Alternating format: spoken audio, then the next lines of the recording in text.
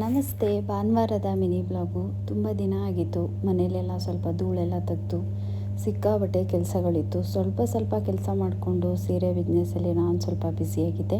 ಹಾಗಾಗಿ ಇವತ್ತು ಸಂಡೇ ಆಗಿರೋದ್ರಿಂದ ಸ್ವಲ್ಪ ಮನೆಯೆಲ್ಲ ಕ್ಲೀನ್ ಮಾಡ್ಕೊಳ್ಳೋಣ ಅಂಥೇಳಿ ಬೆಳಗ್ಗೆಯಿಂದ ಬೇರೆ ಕೆಲಸ ಇತ್ತು. ಎಲ್ಲ ಮುಗಿಸಿ ರಾತ್ರಿ 9 ಗಂಟೆಗೆ ಸ್ಟಾರ್ಟ್ ಮಾಡಿದೆ. ಕಂಪ್ಲೀಟು ರೂಮಲ್ಲಿರೋ ಧೂಳೆಲ್ಲ ನೀಟಾಗಿ ತೆಗೆದು ಕಬೋರ್ಡೆಲ್ಲ ನೀಟಾಗಿ ಒರೆಸ್ಬೇಕಾಗಿತ್ತು.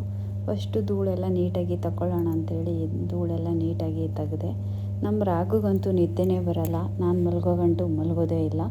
ಸರಿ ಅಂತೇಳಿ ಕಬೋರ್ಡ್ಗಳೆಲ್ಲ ನೀಟಾಗೆಲ್ಲ ಒರೆಸ್ಕೊಬಿಡೋಣ, ಯಾಕೆಂದರೆ ಇನ್ನು ಎಷ್ಟು ದಿನ ಆಗುತ್ತೋ ಏನೋ ಈ ಕೆಲಸ ಎಲ್ಲ ಮಾಡೋಷ್ಟರಲ್ಲಿ ಅಂದ್ಬಿಟ್ಟು ನೆನ್ನೆ ಎಲ್ಲ ಸ್ವಲ್ಪ ನನಗೆ ಮೈಗೆ ಆಗ್ತಾಯಿರಲಿಲ್ಲ, ಸಿಕ್ಕಾಪಟ್ಟೆ ಕೋಲ್ಡ್ ಇತ್ತು.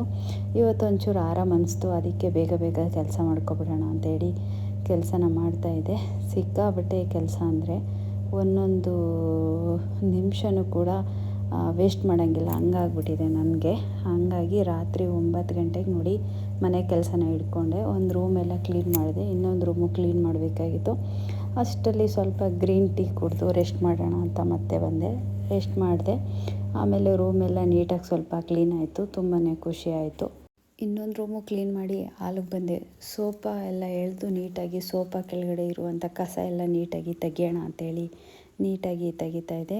ವಾರದಲ್ಲಿ 2 ದಿನ ನಾನು ಸೋಫಾನ ಎಳೆದು ನೀಟಾಗಿ ಗುಡಿಸ್ಕೊಂಡು ಒರೆಸ್ಕೋತಾ ಇದ್ದೆ. ಈಗ ಯಾಕೋ ಇತ್ತೀಚೆಗೆ ವಾರಕ್ಕೊಂದು ಸಲ ಅಷ್ಟೇ ಗುಡಿಸಿ ಒರ್ಸೋಕ್ಕಾಗ್ತಾ ಇರೋದು ಸೋಫಾನ ಎಳೆದು. ಟೈಮ್ ಕೂಡ ಸಿಗ್ತಾಯಿಲ್ಲ. ಹಾಗಾಗಿ ಸರಿ ಅಂತ ಆಲ್ರೆಡಿ ಟೈಮ್ ನೋಡಿದೆ. ಟೈಮ್ ಆಲ್ರೆಡಿ 12:15 ಆಗಿತ್ತು.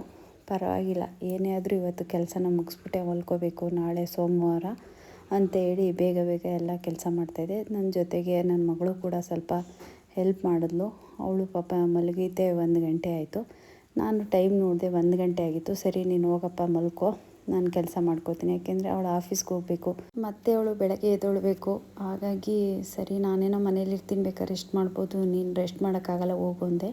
ಈ ಸೋಫಾ ಮೇಲೆ ಸ್ವಲ್ಪ ಬೇಜಾರು. ಯಾಕಪ್ಪ ಬೇಜಾರು ಅಂದರೆ ಆ ದಪ್ಪ ದಿಂಬುಗಳಿದೆ, ಅದು ಯಾವಾಗಲೂ ಈ ಕ್ಲೀನ್ ಮಾಡಬೇಕಾದ್ರೆ ಕೆಳಗಡೆ ಹಾಕಬೇಕು, ತಿರ್ಗಾ ಅದನ್ನು ಎತ್ತಿಡಬೇಕು.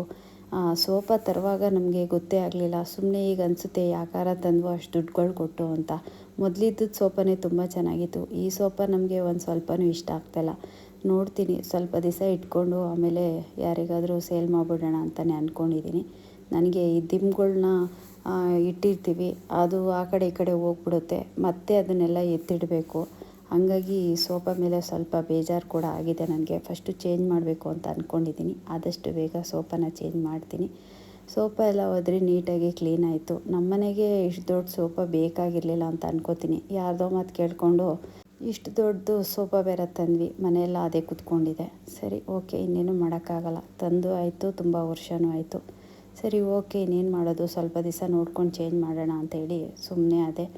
ಆಮೇಲೆ ಮನೆಯೆಲ್ಲ ನೀಟಾಗಿ ಕ್ಲೀನ್ ಮಾಡಿಕೊಂಡು ಒರೆಸ್ಕೊಂಡು ಹಾಲೆಲ್ಲ ಕ್ಲೀನ್ ಆಯಿತು. ಅದಾದಮೇಲೆ ಅಡುಗೆ ಮನೆಗೆ ಬಂದೆ. ಅಡುಗೆ ಮನೆಯೆಲ್ಲ ಸ್ವಲ್ಪ ಕ್ಲೀನ್ ಮಾಡೋಣ ಅಂಥೇಳಿ ಕ್ಲೀನ್ ಮಾಡ್ತಾಯಿದ್ದೆ. ಇತ್ತೀಚೆಗೆ ಸ್ವಲ್ಪ ಅಡುಗೆ ಮನೆ ಕ್ಲೀನಿಂಗೆಲ್ಲ ತುಂಬ ಕಮ್ಮಿ ಆಗಿದೆ, ಯಾಕೆಂದರೆ ನನಗೆ ಬೇರೆ ಕೆಲಸ ಇರೋದ್ರಿಂದ ಅಮ್ಮ ಪಾಪ ಅವರೇ ಹೆಂಗೆ ಬೇಕಂಗೆ ಏನೋ ಸ್ವಲ್ಪ ಅಡ್ಜಸ್ಟ್ ಮಾಡಿ ಅಡುಗೆ ಮಾಡ್ತಿದ್ರು. ಹಾಗೆ ಅವರು ಕೂಡ ಕ್ಲೀನ್ ಮಾಡ್ಕೋತಿದ್ರು. ಆದರೆ ನನ್ನಷ್ಟು ಡೀಪಾಗಿ ಕ್ಲೀನ್ ಮಾಡೋಕ್ಕೆ ಅಮ್ಮನ ಕೈಲಾಗಲ್ಲ. ಅವ್ರಿಗೆ ಬಗ್ಗಿ ಒಂದು ಈರುಳ್ಳಿನೂ ಕೂಡ ಎತ್ಕೊಳ್ಳೋಕ್ಕಾಗಲ್ಲ, ತುಂಬ ಕಷ್ಟ ಇದೆ. ಆದ್ರೂ ನಾನು ರೂಮೆಲ್ಲ ಕ್ಲೀನ್ ಮಾಡಬೇಕಾದ್ರೆ ಅಡುಗೆ ಮನೆ ಆಲ್ರೆಡಿ ಅಮ್ಮ ಪಾತ್ರೆ ಎಲ್ಲ ತೊಳೆದು ಸ್ಟವ್ ಎಲ್ಲ ಒರೆಸಿ ಪಾತ್ರೆ ಎಲ್ಲ ತೊಳೆದು ಎತ್ತಿಕ್ಬಿಟ್ಟಿದ್ರು. ಅಡುಗೆ ಮನೆ ಸ್ವಲ್ಪ ಕ್ಲೀನ್ ಮಾಡಿದ್ರು, ನಾನು ಸ್ವಲ್ಪ ಡೀಪಾಗಿ ಕ್ಲೀನ್ ಮಾಡಿದೆ. ಇವನಂತೂ ನಿದ್ದೆನೇ ಮಾಡಿಲ್ಲ. ಟೈಮ್ ನೋಡಿದ್ರೆ ಆಲ್ರೆಡಿ 3 ಗಂಟೆ ಆಗೇ ಹೋಗ್ಬಿಟ್ಟು